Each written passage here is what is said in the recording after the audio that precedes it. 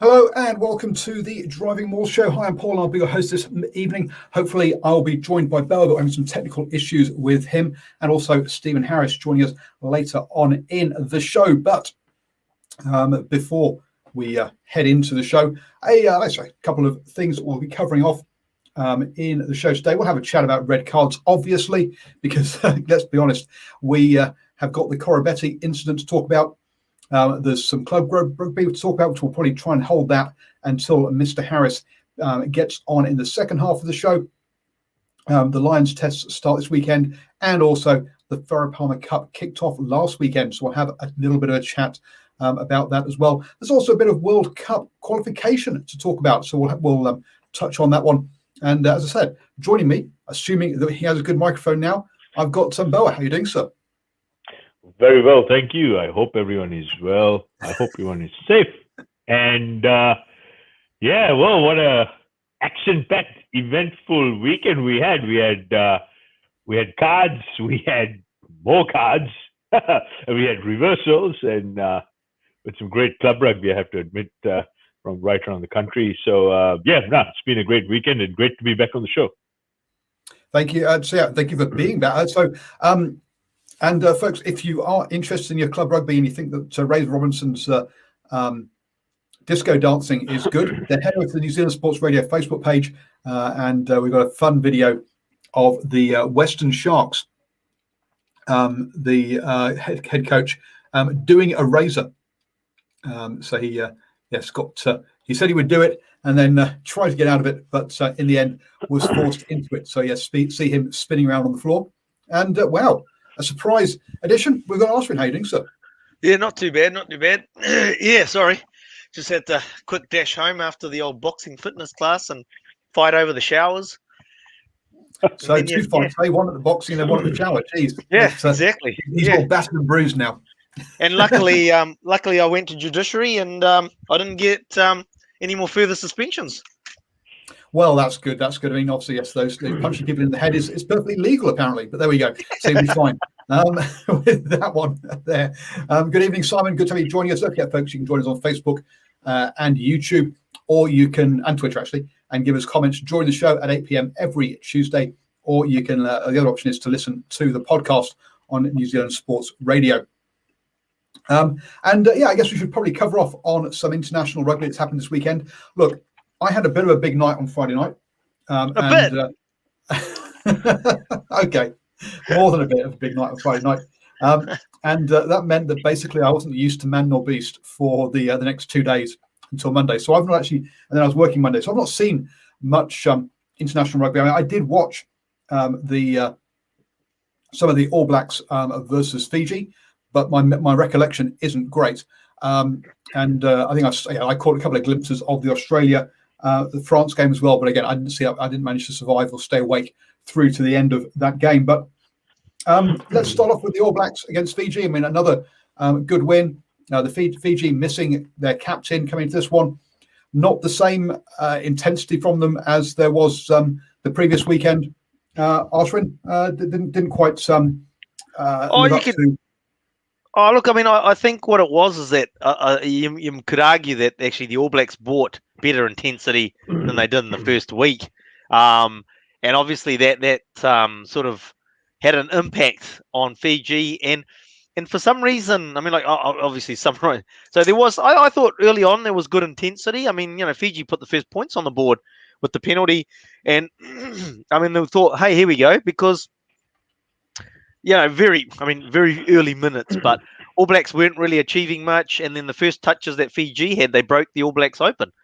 But as I said, the All Blacks definitely had a better level of intensity, but something strange happened, I suppose, in that second half. And really it became a nothing game with about 20 minutes left. It's sort of like, it's something, the intensity of the whole game seems to have been gone with the last 20. For my mind, actually, I kind of gave up on the game sort of mentally when we had the yellow card for Fiji, where Fiji get warned about the yellow card, about their repeated infringements, get told to go have a talk, and don't really get set properly. They take the All Blacks take a quick penalty, off they go and score, and also even though a penalty is not given because they score under advantage, one of the Fiji players is yellow carded, which I've not seen before, or you very rarely see that if it's advantage and someone goes on to score, normally you don't get that yellow card. So at that point, it was kind of like, okay, yeah, this is a bit of a waste of time. I disagree with you there. I think we're starting. This is something we've actually, we go back a while, and one of the things that used to upset us quite a bit. I mean, we're talking across all games, not any specific, but was when next man goes to the bin, right? And so the team goes for a line out because it's usually a line out they go for advantage. And they play on and they score a try. Well, hang on. You gave advantage because they infringed again and the team scored. So technically, yeah, there should be a yellow card because they've infringed again. What you're letting them off the hook because they scored, which the commentators always relate to. He's dodged a bullet there because they scored a try, so they won't get back for the yellow card. So actually, it is something that we have discussed in the past and they have actually now following through on, is the fact is that just because they've scored doesn't mean that you get off with your infringement, which is right, I believe. But is it something they're following through on, or is this a one-off call that we won't see again? No, I've seen it a few times now over multiple games where even after the team has scored the try, a subsequent yellow card has come out as well.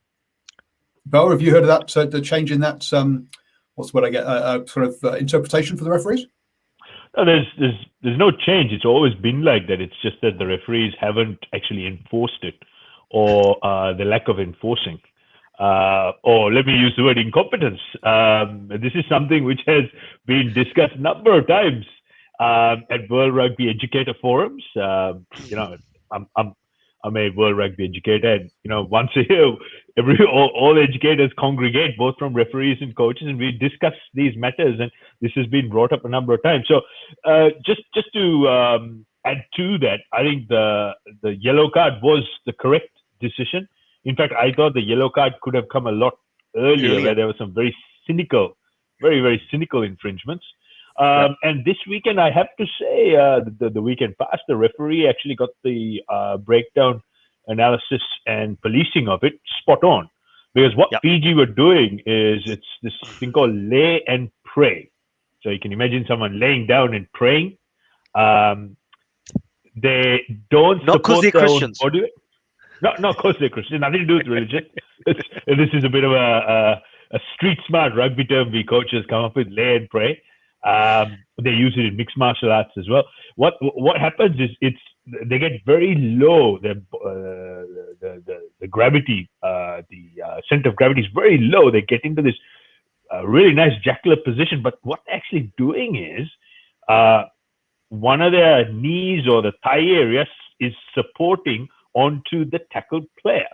It's something very difficult to pick. So kudos to the referee. He's done his homework and he picked that up very well. And soon as the referee, I think it was in the 26th minute, he said, tackler, clear release.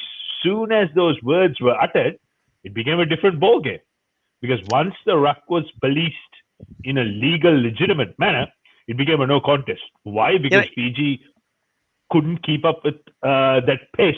And also, I think it was Nocturnal was highlighting the clean out was really good. Yeah, absolutely. You could see the All Black cleaners were right there. As soon as the ball carrier went down to the deck, we had numbers over and bang, it was lightning fast. So we call LQB, lightning quick ball, game over.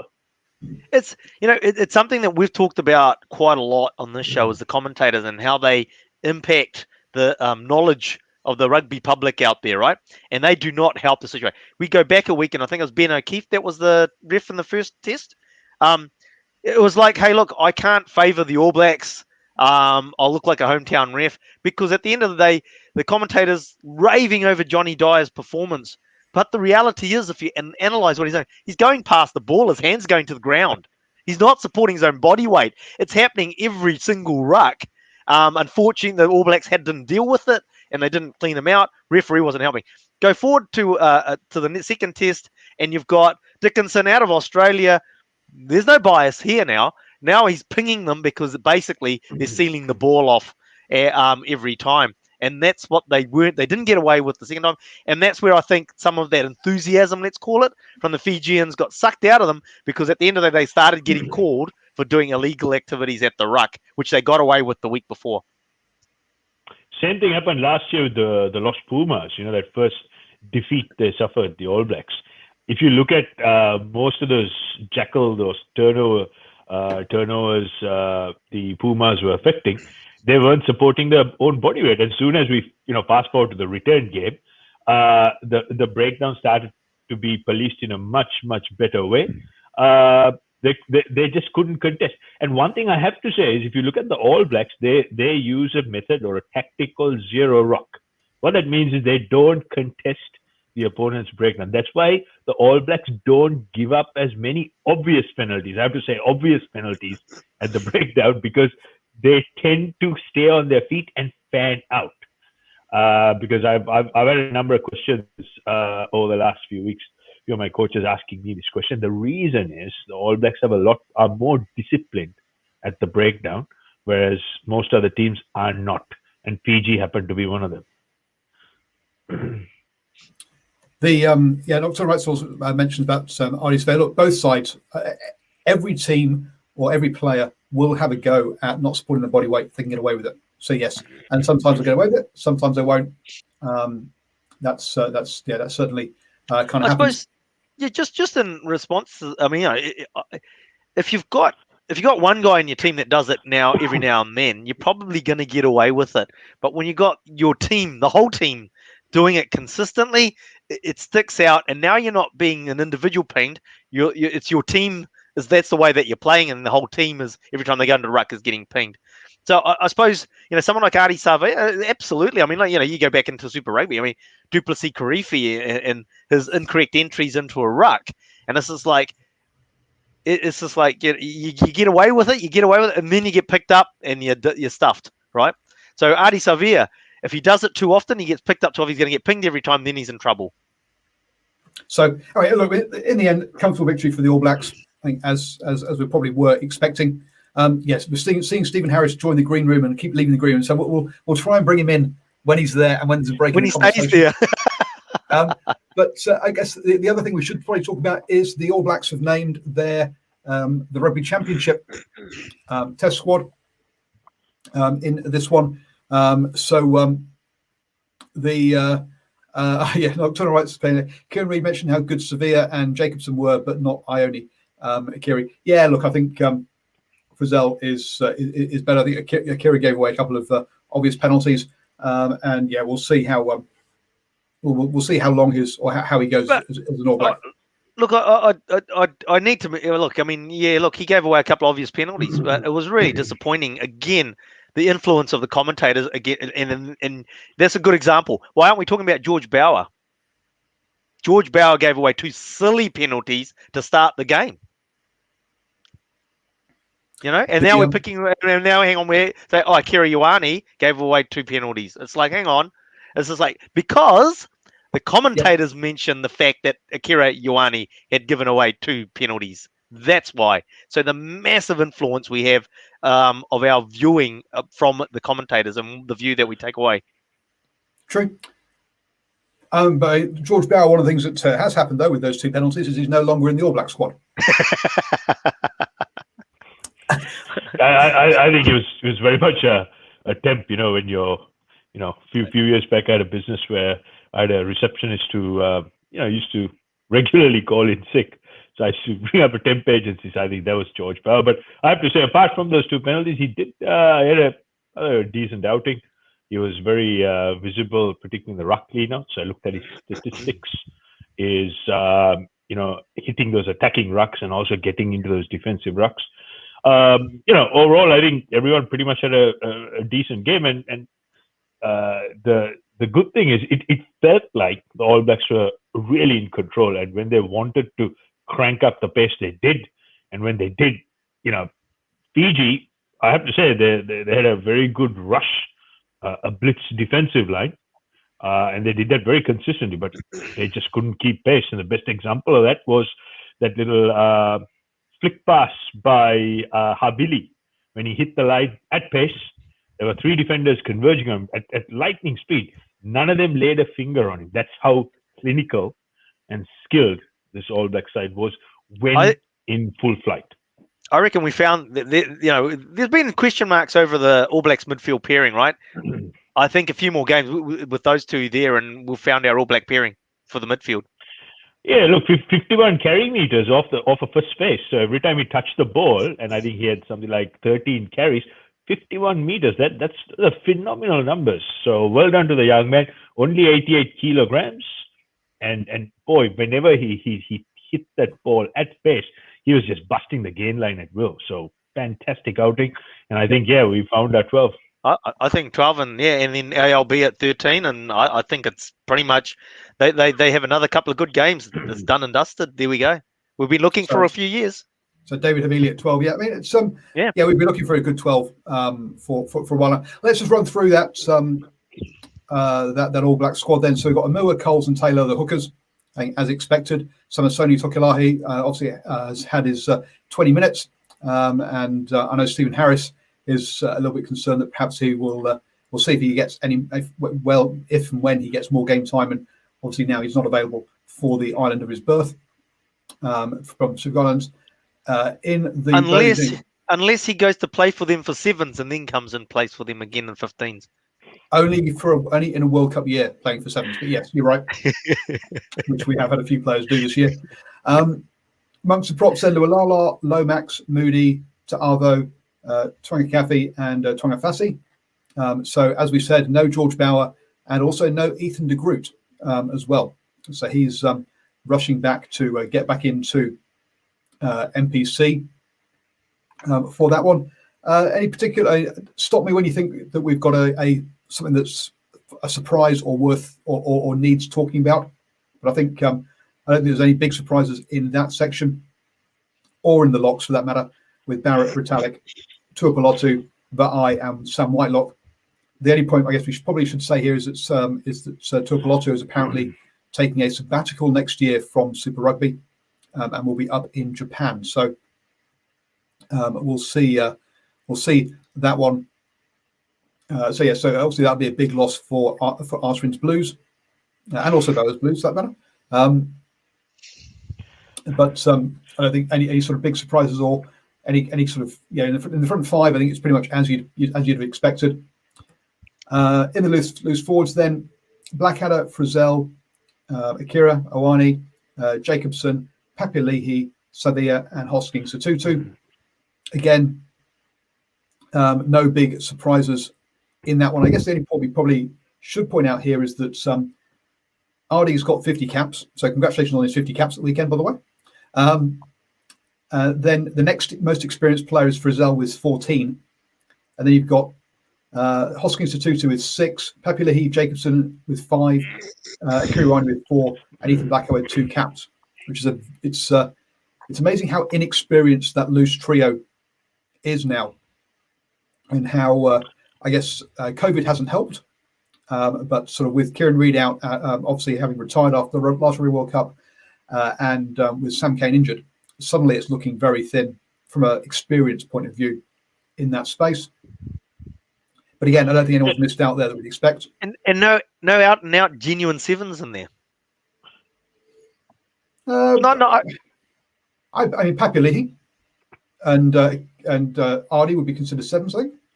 But like they're on the larger side of sevens, and they get used in numbers in the. Well, Ardy gets used in every position in the back row, and even Dalton can end up playing 6 as well. So he's played 6 for the Blues when they put Blake Gibson on at 7. So I think Dalton's probably the closest to a pure number 7, and then you got Ardy, who's started off as a 7 but plays anywhere.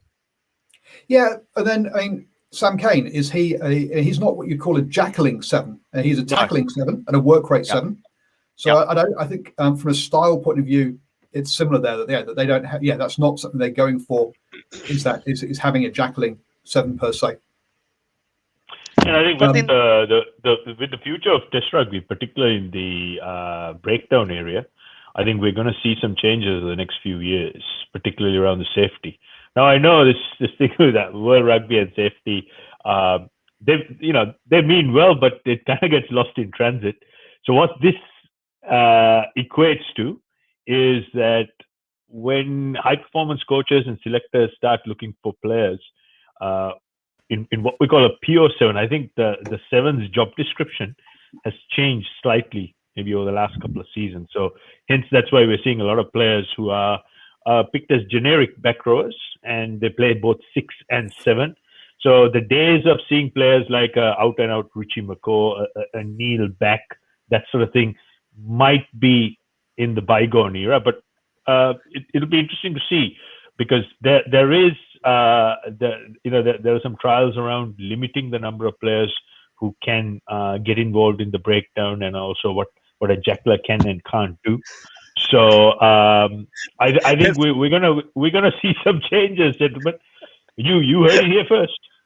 I had to laugh, Bob, because it's like one of the things I've been trying to do with my son's team is just like, okay, count how many are going into the ruck. 1 and 2 have gone, and does 3 and 4 have to go? And this is like, and now I'm picturing at an international level. Oh, hang on, how many boys have gone? And 3. Oh, okay, one more can go in. One more going.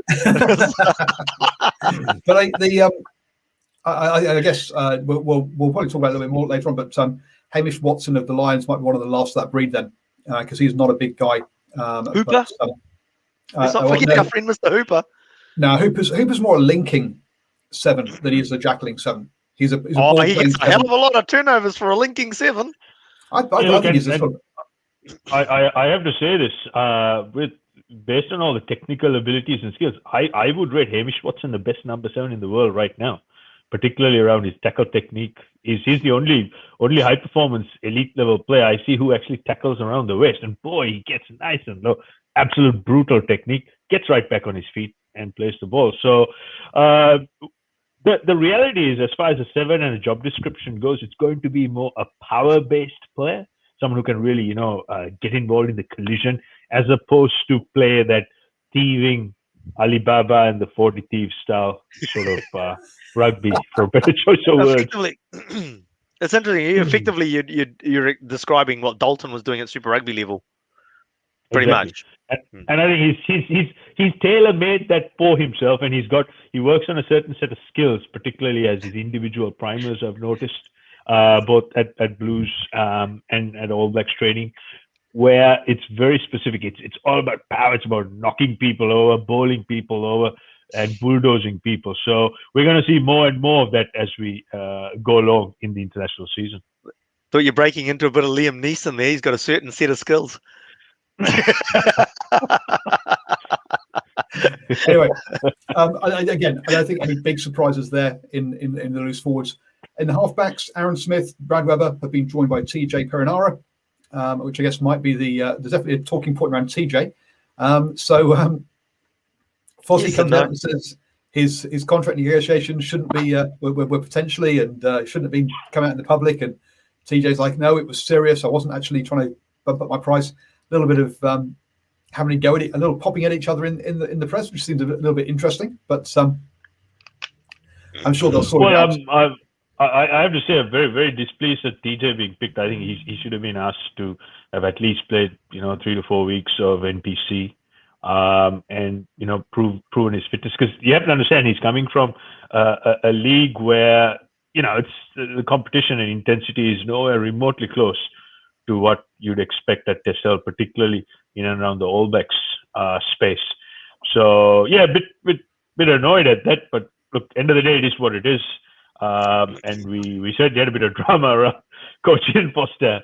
Was that a telling off saying, okay, so, TJ, behave yourself?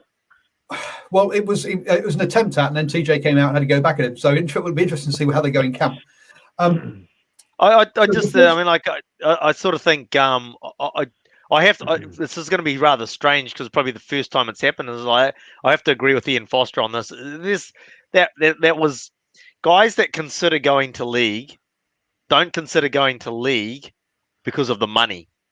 Okay, like now that the money is there in rugby, I mean, go back in time when rugby was amateur, guys went to league because there was money was there.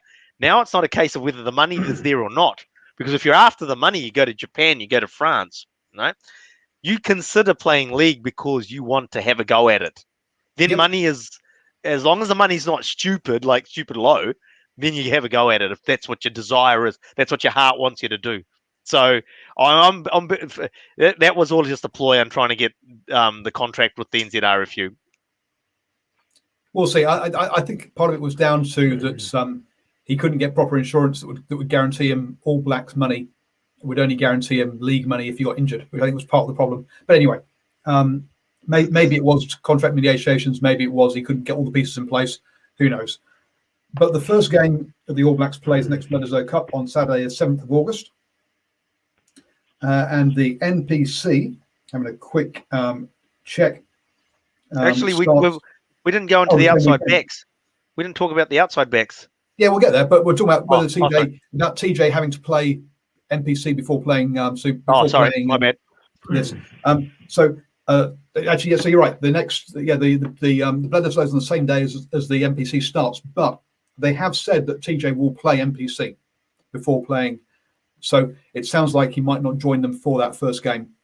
We'll just have to wait and see how that pans out. I did read that somewhere that he was going to be playing NPC. Outside backs in Bowden and Bowden Barrett, Richard Mo'unga, first fives. Yep, no big surprise there. In the centres, Enor, Havili, Rico, Leonard Brown, and Quinn Tapia are in there. Any kind of surprises? I think we pretty much picked the best available.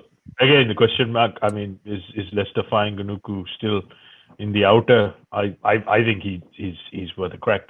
And he might just get that opportunity, albeit through an injury. So I guess we'll just have to wait and see that space. I mean, like it's you wouldn't say there's anything controversial about it, but I mean, you could sort of say, hey, look, Braden in, or you could have sort of said, hey, look, go away, play a bit of NPC, and then come back. It's not that you're not going to be outside the All Black scope. It's just the fact is that you probably had limited rugby time. Let's get you out there and playing a bit more, as opposed to possibly sitting on the bench, riding the pine. Because we know, generally speaking, once you get into that All Blacks environment, they don't seem to release them for NPC games.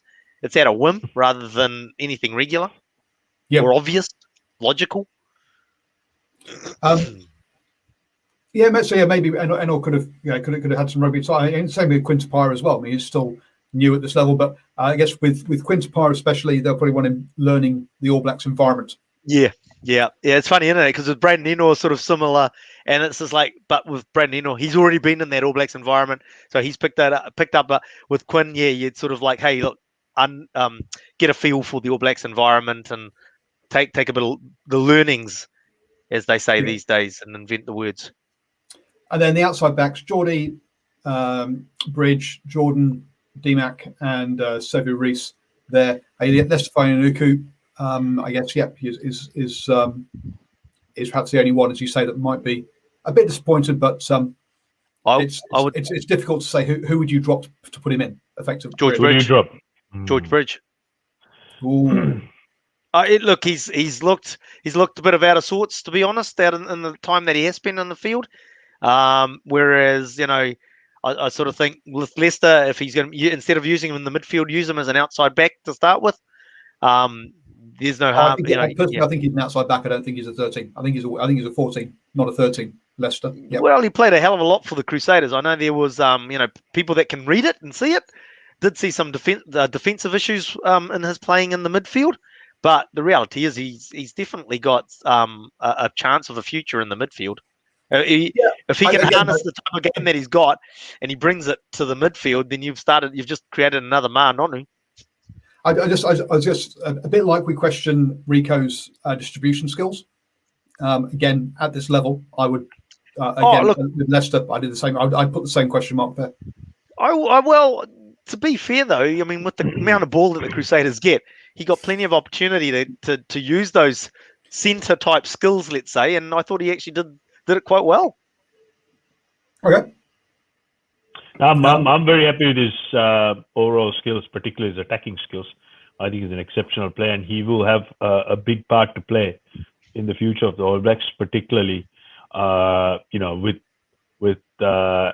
going to be a bit more experimenting, particularly in the midfield. And I personally feel that Leicester will, in fact, play in that midfield. Not today, maybe tomorrow, but eventually he will have a decent dig in the All Blacks environment. And that's why I was sort of saying, hey, look, I mean, George Bridge is it. He played a few games back from injury. The last couple of games, I think it might have been for the Crusaders. He's had a couple of games in the black jersey, with against Fiji. It's something seemed to be missing for me there for him. I'd rather see Leicester there. Outside back, you've got enough experience cover there. So to bring someone like Leicester and, we've got, because of COVID and 2020 was effectively a lost year, you've got a truncated build up to the next World Cup as well. So if you get wanting to find unearth some gem, some diamond in the rough, you've got a shorter period to do it. You have, I think they see George Bridge in a kind of Nick Smith, Ben Smith role as being a guy who's just too good a footballer to lead out. And I think that's where I think they see him in George. In that kind of view. George Bridge is no Ben Smith. He's no accountant. He might just be the bookkeeping guy rather than the accountant, I think. Anyway, just very quickly. Yeah. So just very quickly, so TJ, to read the release, having recently returned from Japan, Piranara is following a progressive return to rugby program for the club, then Bunnings Warehouse NPC. Finley Christie will remain as temporary cover for the squad. Props offer and Tonga Fassi and Moody come back, and George Bow will remain with the squad as injury cover as they return. Also, Samasoni will stick around as injury cover for us for Amua. So there's a number of extra players. So there's 3 extra players there sticking around as injury cover already for the initial games as well. And now you bring up the comment from Nocturnal about the broke NZRFU can afford to have extend their squad to 38 from 36. Hey, just on Takiaho, this is we're talking about Steve. It would have been good to have him on because he did have a discussion. I can't remember if it was on Twitter or Facebook with somebody, and it's just like, I didn't disagree with it. Again, this is a bit of enlightened stuff. It's like Takiaho reminded the guys, and then when they sort of said, "Yeah, that's really true," is that of a Safa Amua, in the way that he plays the game, he's very dynamic and ball handling carry, and maybe not as fast as Zamua, but then he definitely is a lot stronger scrummager, and he's definitely a lot heavier and a bigger ball of mass going into rucks and what we've just talked about, cleaning out and stuff like that. So although Stephen yourself, we've all talked about the fact is that could have been a really expensive 20 minutes for Takiaho, but actually maybe if he carries on the upward trajectory that he has, maybe he could usurp Amua. Maybe. Yeah, look, guys, I have a very different view on Takeaho. I think this boy is going to play a huge role in the future of the All Blacks, based on what I saw, particularly his carries. I mean, you have to understand, he ran at some of the heaviest, most powerful Fijians, and it looked like they didn't even exist. He reminds me of Lou Ferrigno, the old school Incredible Hulk, when he gets angry and he rips off all those clothes. The original. Oh, his body position and the ability to stay square, carry in his non-dominant arm, look square, get underneath the would-be tackler. And as you know, I've been going on about these choke tackles. He gets under and he just bowls him over like 9 pins. So I think, this kid's going to have a very bright future. He's only going to get better and better. A couple of more NPC seasons in Super Rugby. When in time, some of the senior pros, once they leave, this guy's going to become a permanent fixture. So I think the best thing he did for himself and the All Blacks is play that 20 minutes, and he sent a message. And Going to add, Cody Taylor's 34, so yes, he's only got a couple of years left. Also, if you remember, Cody Taylor was criticised as being a one-cap wonder for the game in Fiji a few years back that they had when it was played at the same time as the Super Rugby final, and so hence not all the players were available. Now he is now a 58 cap All Black and arguably first choice. So you've got to. I guess Yeah, but beware of calling people one-cap wonders, even though I think Finley Christie is a two-cap wonder. But yeah, I could be very much wrong. No, I mean, and it's interesting because it's a good point. This is like out of when we look at the Fiji series, one guy that took his opportunity and it was only 20 minutes or whatever it was of opportunity was Takiaho. He definitely, I think, took that 20 minutes or whatever how many minutes he had on the field, and he's basically put a stamp on the ground saying, "Hey, yeah, I'm here." He is still a young guy, and so let's say so. He's got time on his side as well. So so that's the All Blacks squad going forwards. 36 plus 3 at the moment, and I guess the only two sort of big injury ones, obviously, Sam Cane and Jack Goodhue, are the two that sort of jump out there. Right, let's get on to France then, or Australia, France. Early on, we had was it France B or France C? Allegedly. All right. My opinion, those comments are bullshit on Twitter, because at the end of the day, no team ever goes out with its first choice people. There's always injuries. There's always players missing. It's the team that was wearing the French jersey, so it was their first choice team that they had available for that game. You can't change who you're playing against, right? For Australia. So look, yeah, Australia came up 2-1. Apparently a very good game. As I say, I passed out halfway through it. Shall we talk? Is there anything you want to talk about apart from the red card, and then we'll come back to the red card and how it's been treated after the game? Yeah, look, I mean, I think when we look at that Australian side, there's as you've actually mentioned. I mean, if we're talking about a France ABC side, then Australia didn't have all their strongest players there either. And I'm not referring to the ones that Stephen Harris talks about that are playing like your Skeltons and like in Europe and like. I'm talking they had a few injured players that make a difference. But Stephen and I made a bold call before the second test, and this is like, Australia will win that by 20 points. And it's interesting because that second test and even the third test, they're really leaving a lot of points out there on the field. They get opportunities and then they'll drop a pass, whatever. So they're creating a lot of opportunities and just not finishing them. So they could have won that series a lot easier than they did. Yeah, look, overall the quality of rugby, when I mean the quality of rugby was actually quite poor. There was a lot of forced and unforced errors, as you rightly mentioned. A lot of missed opportunities, and also tactically, sometimes you go, what the, why are they not taking the points? Why are they trying to make it hard for themselves? So from a quality control point of view, as far as Test rugby goes, it wasn't the best. It did have flashes of brilliance. However, what it did do was it created a very, very exciting photo finish.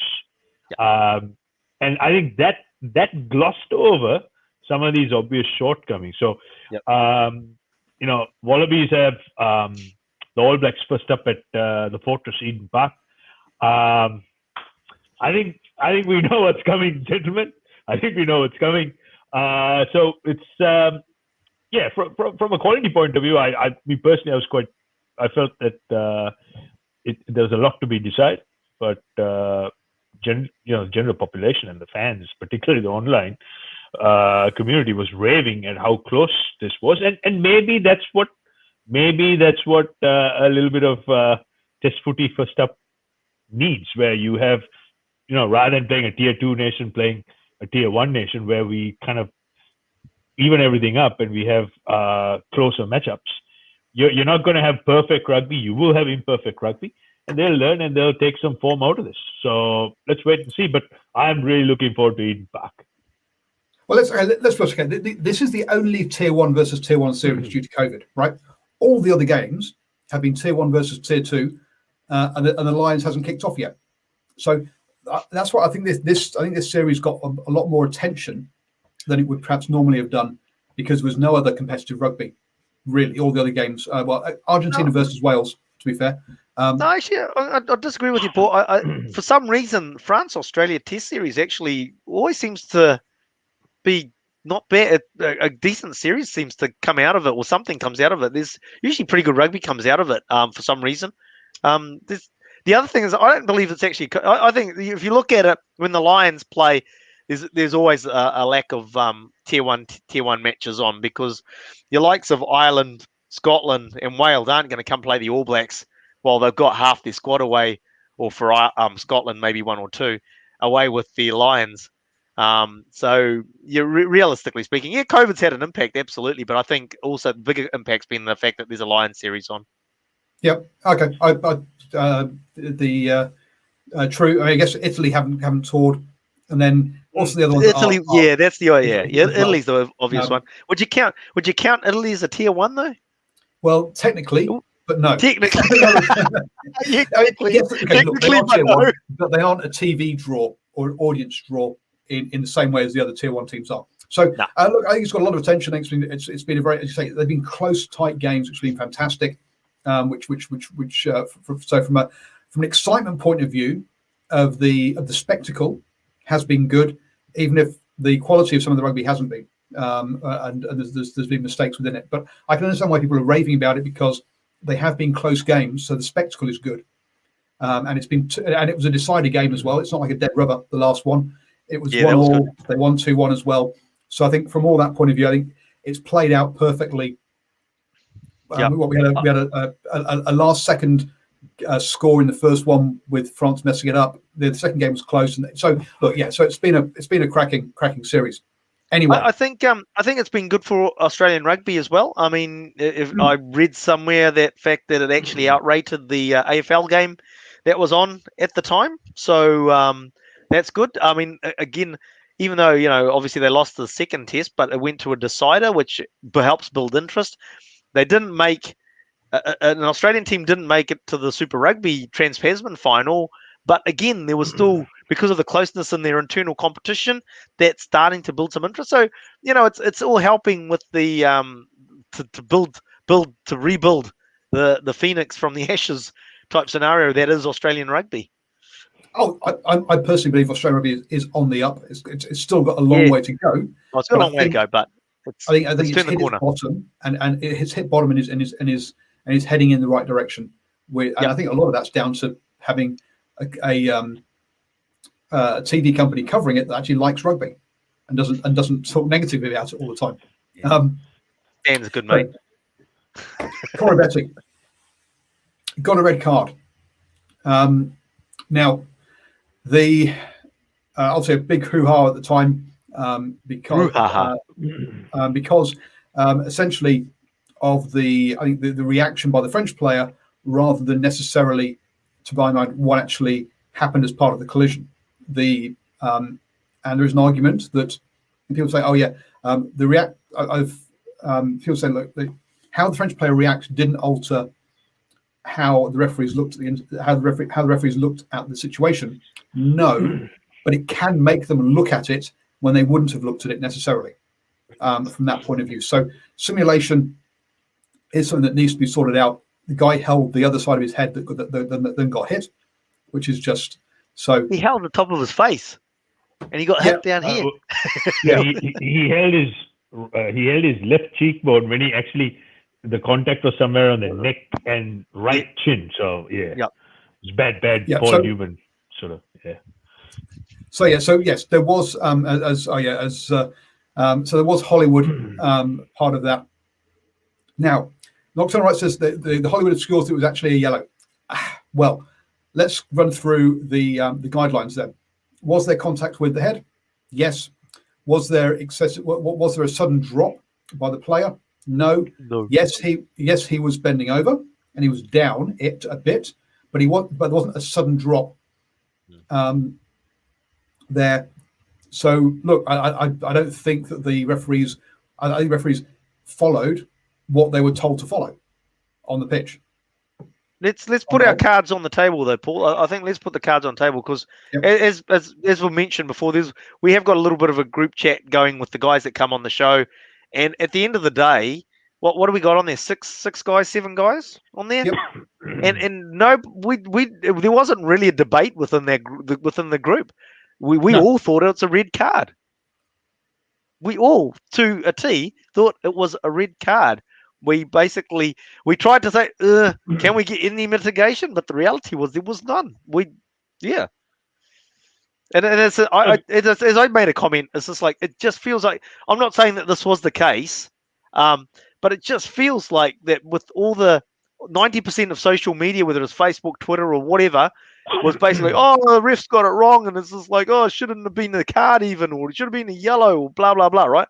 And it's just like, it's like the judiciary's almost, and World Rugby has sort of heard that and gone, oh shit, we better not make it a red card. But the reality is that the protocols that you've just outlined, and the guys that actually know the protocols go, according to the protocols, that's a red card. Now, I've not got as far as the judiciary yet, but I can. Well, anything you want to say before we get to judiciary?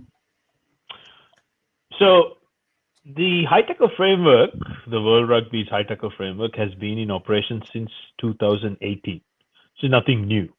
I've studied this for the last 4.5 years. I have an alternate framework which is called Safe Tackle Framework, but I'm not going to get into all that. For me, the real danger in this is 9 out of 10 people in the rugby public now have been given the endorsement to say that it's okay for players to enter into a tackle round about this region. Because now there's an official document which the judiciary has said, no, it didn't meet the threshold of the high tackle framework. Yeah, whereas their own officials on game day, after looking at different angles from 26 different cameras, said it did. So I have two key issues here. One, Ben O'Keefe, I've been the biggest critic of referees. I feel sorry for the guy. I really do, because he's been thrown under the bus along with the rest into the scrap heap. And well, let's just bring up the thing. So there's a couple of things I want to say here, because while talking about judiciary.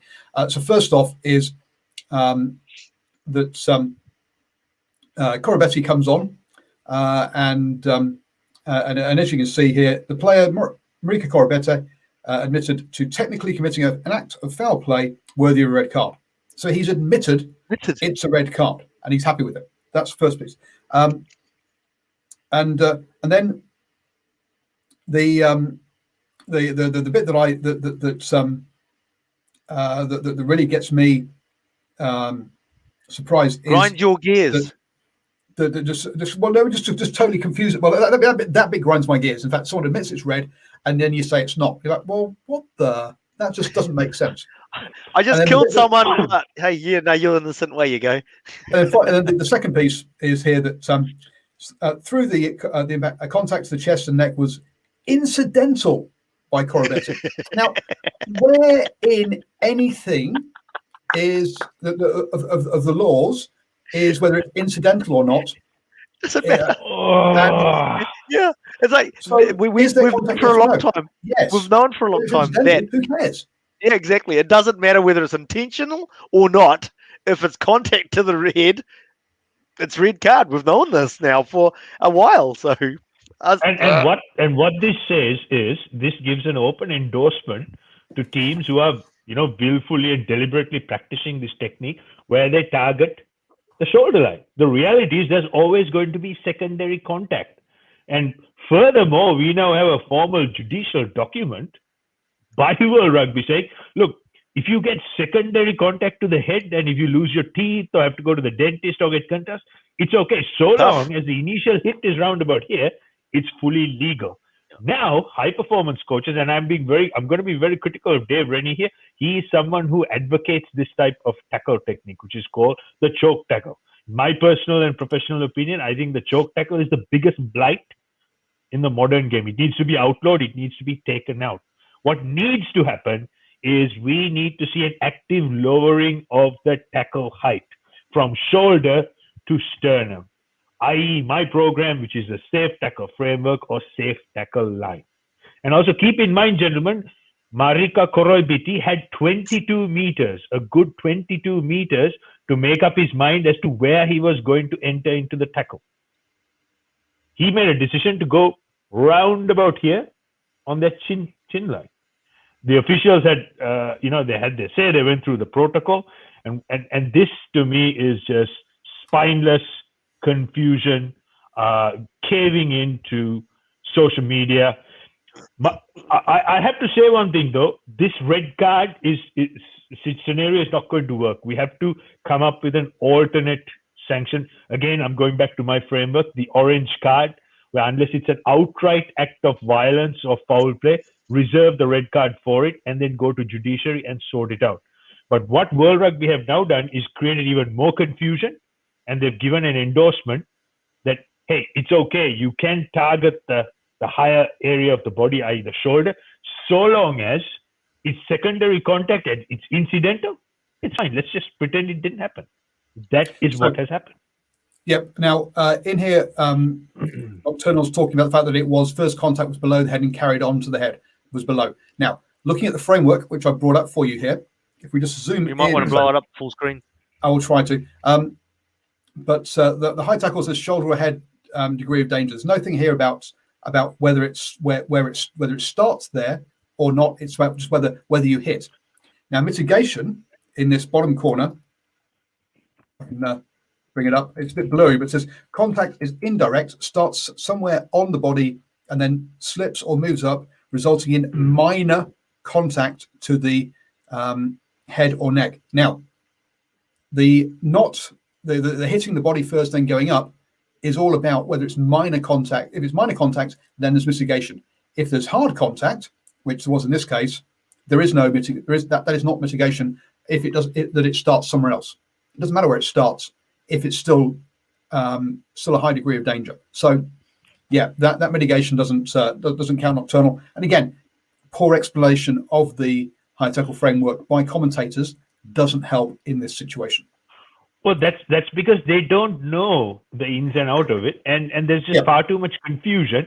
And what players and coaches and referees and people like ourselves, commentators, we all have a very different view of this. And because World Rugby think that everyone is going to spend 3 hours of their life reading this whole framework, which is not the case, this is why we're having this confusion. So we have to simplify, give it more clarity, and it's got to be pragmatic. This is like trying to herd cats who are never going to fall in line. It is impractical. It's a joke. It really is. And this does my head in every time we have to go over this. And for how long do we have to keep having these conversations? I mean, every year an incident like this comes up, and we have this grand old debate, and then it gets swept under the carpet. And World Rugby are in the hope that look, she'll be all right. So this needs to change, and some common sense has to prevail. Yeah, look, I mean, I think Steve Harris has sort of mentioned this a couple of times, and I'm buying into this more and more. And the fact is that just do the league thing. Just do it. You have an incident on field, it goes on report, and then it's dealt with off the field. They got a chance of at least making it consistent what the hell they decide. And then people don't rave on about the impact that it had on the game. You can still have a red card for intentional foul play, but for anything, it's like take it to a match report sort of scenario and go from there. But like the whole thing, it's confused, as you've just alluded to. It's just confusing people more and more. Whereas the laws of the game, the guidelines for the games state one thing, and then the actions actually show another. Yeah, look, red, orange, yellow. We're nearly an hour in already, guys. But yeah, we I think we all agree that the referee's been thrown under the bus. The TMO and the ARs have got away lucky because their name's not being mentioned. And Ben O'Keefe is taking all the flack, which is harsh. And I don't think he should miss out or be punished in any way. He did what he was told to do, put bluntly. Yep. LB the Saf says there's no black and white in rugby laws, so I'll be surprised. Yeah, well, look, we have a game where basically players are told to cheat until the referee tells them not to. So yeah, that's what we get, and it is not a surprise. One thing I have to say is one thing I have to say is now with all the hoo-ha around concussion and head safety, we can't have 1 foot here and 1 foot there. we have to come up with a very easy, simple, understandable framework. So at the moment, that's not there. And this is only going to get worse. So I'll guarantee you, with guys like Lockie Swinton coming into I think one of the viewers, I think it was Nocturnal, made mention about it. I'll guarantee you there will be cards. There will be a plethora of cards. Or conversely, World Rugby will go to its shell and cave right in, and we're going to see some tremendous hits. We're going to see people get hurt, and no cards issued. So it's going to be a very interesting period, walking on eggshells. What's going to be really interesting is, I think, one thing we've talked about is that New Zealand referees, and funnily enough, the judiciary in this were all New Zealanders, have tried to find mitigation whenever possible with high hits and try not to give out red cards. Whereas it's an Aussie referee, funnily enough, giving out a red card, and then the New Zealand, and I say 3 Kiwis have then gone no. It's going to be interesting to see what happens in November when the All Blacks go up north and amongst European refs and European judiciaries, and see what happens then. Okay, just a final word on it. Doesn't help in the game with the lack of consistency, right? Because I can't remember, the French try scorer scores the try with the elbow in the throat. Yeah, arm away from the body.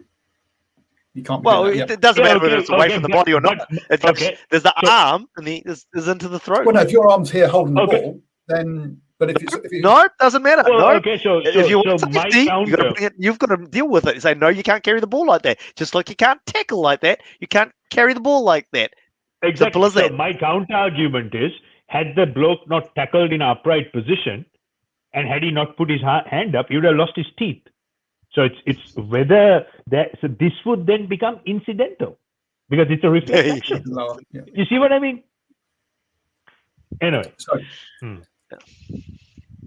anyway, so moving on from that then, because everything's clear as mud as it was before we started. Other international rugby from this week. Actually, two things. Actually, Simon goes and says we should have a referee as part of the commentary team. No.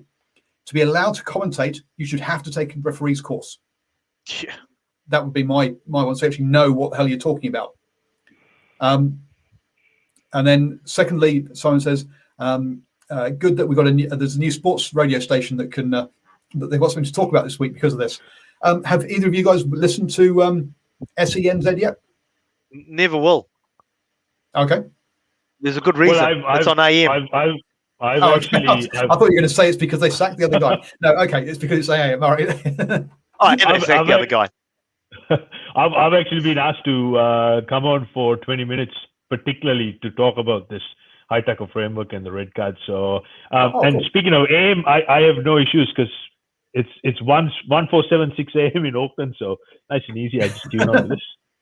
Oh no, but the problem is that you always get interference on bloody AM network. What? I don't understand it. How the hell can you not have an FM bloody frequency? That's where you get an old school analog built in 1969. So have you actually listened to any of it yet, Boa, or have you just been invited? Well, I have listened a little bit. Look, they've got some, they've got a star-studded cast, guys like Brendan McCullum's on there doing the breakfast. It's interesting. So only time will tell how much of a listenership or audience they garner. And hopefully they come out and speak about most of the issues in an open, candid manner, and that'll probably get the communal engagement. So I guess we should wait and see, Paul. Yep, and it is available as a phone app as well, but I've not tried the phone app yet. I've not listened to it, so we'll see. Generally, I don't listen to. I listen to podcasts rather than radio. So we'll see. Well, maybe I might give it a go at some point. I like this slide. Yeah. The only downside with the station is there's way too many Sky people on it. That's such a valid comment. Such a valid comment. Because at the end of the day, let's face it, one of the issues that we've had with Sky shows in general, that ones that we watch, they're not very controversial. They don't really push the boat out very far in terms of in terms of opinion. They're pretty much toe the party line type of shows. So if they do that on Sky, what's the chances of them doing it on a radio show? well, they'll lose their Sky job as well. So hence they won't. So, but look, I mean, Jason Pine, before he resigned, did most of the hiring for this, and he's a Sky football commentator. So unsurprising that he would he's hired a whole bunch of Sky people, so people he knows and gets on with. So I think it's just more the fact that there's a shallow pool to choose from. Tell you the truth, rather than you're quite right. Reality is that where do those people that are on Sky come from? They came from radio. So Piney knows them not just from Sky, but because he's been in radio for so long, he's known that them back in the radio days. Now they're at Sky, and so it's just a circle merry-go-round. Yeah, there are very few. You're quite right.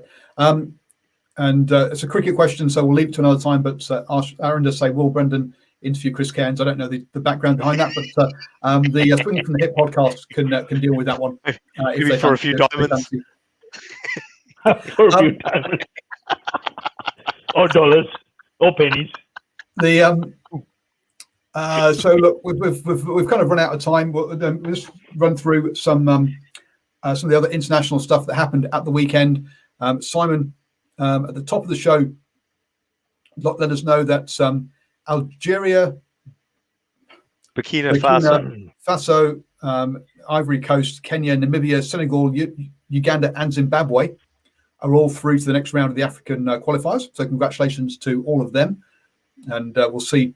I think we're all expecting Namibia to get through, but they did lose a game quite surprisingly. There's no Kenya. Oh, Kenya's there as well. So I don't think we've lost anybody, any major teams there yet. At the weekend, Argentina beat Wales 11-33. So good win by Argentina away from home there. South Africa lost to the Bulls 14-17. And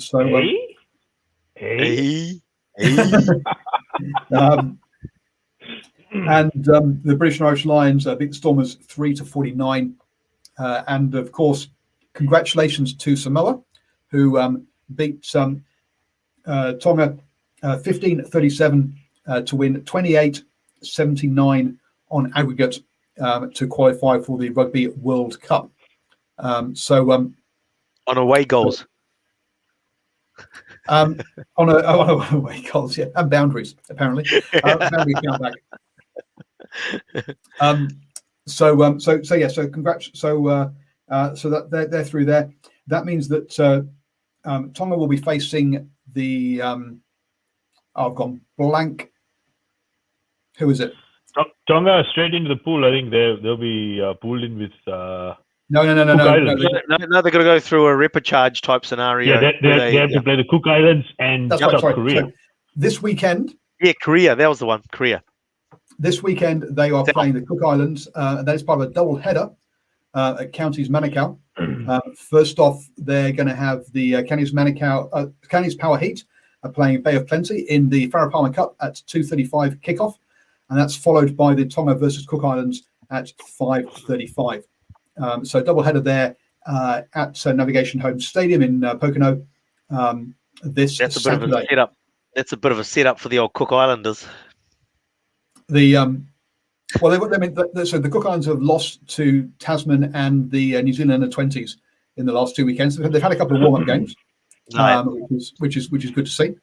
But nothing's like playing Tonga playing Samoa is it's still. You look at the intensity in those games, and although obviously the score blows out in that second half, Tonga puts up a decent fight early on. Oh, look, Tonga expects to win this one. I say the Cook Islands have lost to the New Zealand under-20s and to Tasman. Yeah. If they've beaten those two, you could then say, oh, look, they're rolling into this with an undercooked. A bit of confidence. Yeah. A bit of confidence, yeah. But they're not undercooked because they've lost in the last two. You put them against more intense opposition, they might have just had more injuries. So only $10 to get in, folks, for that, which I think is a great deal for those two games. Head and kids under 14 are free. Thank you to Pack and Save Pocono for paying for that. So there you go. So that's happening this weekend. The Farah Palmer Cup. There are, whilst I've not applied for my NPC and Farah Palmer Cup media passes yet, but I might try and get along to those two, as there is that as it is World Cup qualifier. Other games this weekend, we've got North Harbour playing Tasman. Hawke's Bay up against Northland, Waikato against Canterbury, Manawatu versus Taranaki, the counties against Bay of Plenty, and then on Sunday, Otago versus Auckland in the Farah Palmer Cup, folks. Also, we're running out of time. Otherwise, we would spend a little bit more time talking about that. It kicked off last weekend with 3 games with expected results, to be honest with you. Auckland, Canterbury, and Wellington winning. Huge shout out to Eden Rugby Club. First Yes. appearance at the Gallagher Shield final in 99 years, and well deserved, and an outstanding game against the Red Hot favorites, Grammar Tech. And I thought Eden, they played to the conditions, nice and low body positions, just one back carriers, but they did the business, and they played smart rugby. They played territory. Eden Park was an irrigated surface, I have to say, with the deluge which is downpouring. So well done to Eden. Rich, fully deserved winners of 2021 Gallagher Shield for the Auckland Senior Club Rugby Premiership. I'd have to say though, Bo, you're like, whilst Grammar, if on a fine day, Grammar might have gone in as favourites. I think with the conditions as they were, I'd think that you would have put your money on Eden to win that, because that their tight 5 in particular, massive, absolutely huge. And you sort of think they'll run out of puff or something, but they didn't. They went the full 80, and as long as they went the full 80 and could tuck the ball up their jumpers, they got the job done and played to the conditions as you alluded to. So what I might try and do I think is see if we can have a maybe do a special show on Thursday evening. See if we can get some Stephen Harris along as well, and do a special Club Rugby Finals DrivingMaul show, and because I say to give them a little bit of justice with that one. They just wanted it more on the day. That's how I took it, because conditions were atrocious. It was a dour game. One thing I have to say is Eden, their body position, both in attack and defense, was nice and low, whereas the Grammar boys were very high, and they paid the price because every time they went into contact, the ball popped out. So basics rugby 101. Yeah. Bar of soap. Simon Hughes says, is there any point in playing the Farah Palmer Cup at Eden Park? Well, look, last weekend it was club's final day, so it was one of probably 3 games or 4 games being held at Eden Park. So, but normally it was. Look, not really, because as Paul alluded to, it was part of the Gallagher Shield final day there. So if the weather wasn't so crap, because it was a shocker, you usually get to the Gallagher Shield, you get about 10,000 people rocking up, depending on who the club's playing are. Let's say it was a Ponsonby versus, I don't know, Marist or someone like that. You end up with about 10,000 people turning up to watch that game. So it's a shame that the weather was crap. You probably would have got a few more people there, even just independents, not independents, but you know what I mean. Yeah, independent of the Farah Palmer Cup. Yeah, no, independent of the teams who are like they're in the Gallagher Shield final. Oh, I see. So yeah, whoever was playing. But you're quite right. Look, Farah Palmer Cup games in big stadiums. Look, NPC games in big stadiums are a bit of a waste of time. In all honesty, Eden Park is too big for Auckland to play in. At the end of the day, but they do because hey, they can afford to, and B, it's got good camera positions for Sky. I was just going to say that one of the problems you got, Farah Palmer Cup's a good example where they could take it to Waitakere Trust, for example. Yep. But the problem is that you don't get your camera angles, and as we see with Canterbury Rugby down at Orange Theory, it's watching the game at times can get frustrating from in front of on the couch, I should say, because the angles that they show are just horrible sometimes. So yes, that's the only reason for being at the big stadiums. I wouldn't be surprised if we'll see teams like Waikato, Wellington, maybe even Otago moving out of the big stadiums and playing in smaller stadiums going forward because of the cost and the savings of it. I know on the Waikato, it's their centenary year this year, which is one of the reasons why they're playing at FMG. I would not be surprised at all if Waikato move out of FMG Stadium next year. Yeah, there are plenty of communal esplanades and smaller stadiums where you pack it out and it's easy access to the community, and it's going to create a better environment. I mean, in Auckland, I can think of 4 or 5 really good venues, and I think that's what needs to happen. rather than play in Eden Park West half the time. It's like playing in Ghost Town. So to me, it makes zero sense. And it goes completely against what they're trying to achieve, which is community rugby with communal spirit. Okay, that's what they should be trying to achieve. Though whether that's actually what Auckland Rugby are trying to achieve is a different ballgame. Plus, also, I would be sad if it moved out of Eden Park because the food they provide in the media box is the best food in the country. I'll be that I've come across. We wouldn't know. So What? Yeah. So all we hear is how expensive and overpriced the hot dogs and chips are in the general stand. So Paul must be doing something right. The satay sticks and the tempura prawns are very cheap and nice in the free. Oh dear. We had a bunch of other stuff to talk about. We're going to talk about the Lions test this coming weekend and that's as well. But I don't think we've really got time to do it justice. I will be. That'll obviously be an early hours of Sunday morning game at 4 a.m. Sunday morning. So I'll be up at that time and doing post-match reaction straight after that game. So the Springboks versus British and Irish Lions first test. So do join me for that one. And guys, thank you very much. It's been an absolute pleasure as always.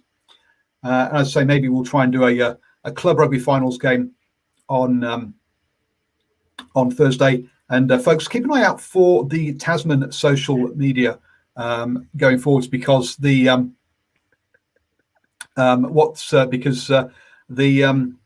I've gone blank. The legendary Marty Banks web page person is now the Tasman Marco's social media manager.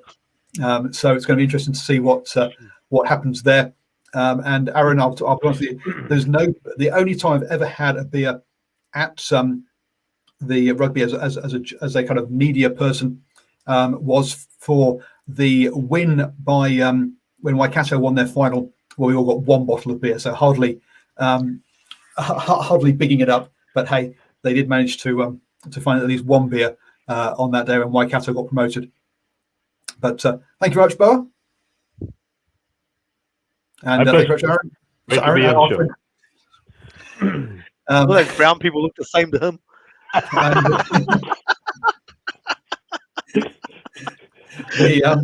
And I will see you all, as I say, if not before, straight after the Lions versus the Springboks.